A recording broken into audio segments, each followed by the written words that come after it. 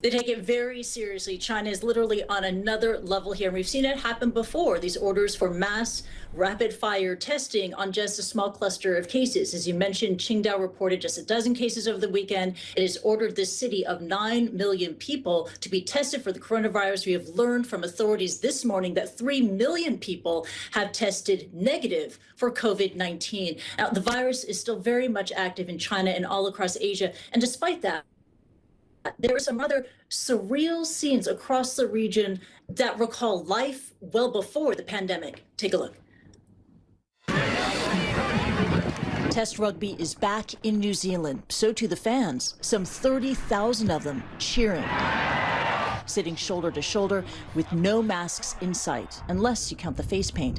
COVID-19 restrictions in Wellington, where the match was held, were lifted just last month. But with so many sports events around the world being played with fewer or no spectators, some wonder if a large gathering like this could set the country back.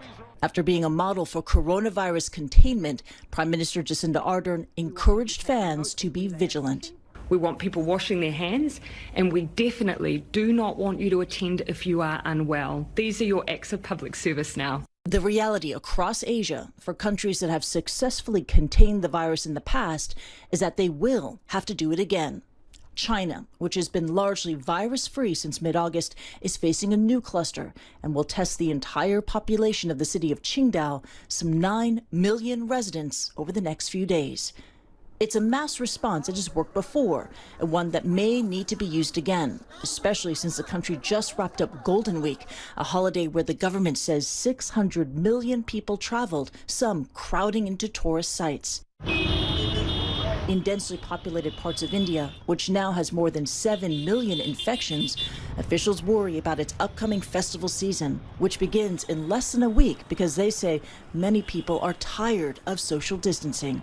People have become very negligent. They are stepping outside on roads without wearing masks. They are crowding markets. I guess only 40% of the people are using masks.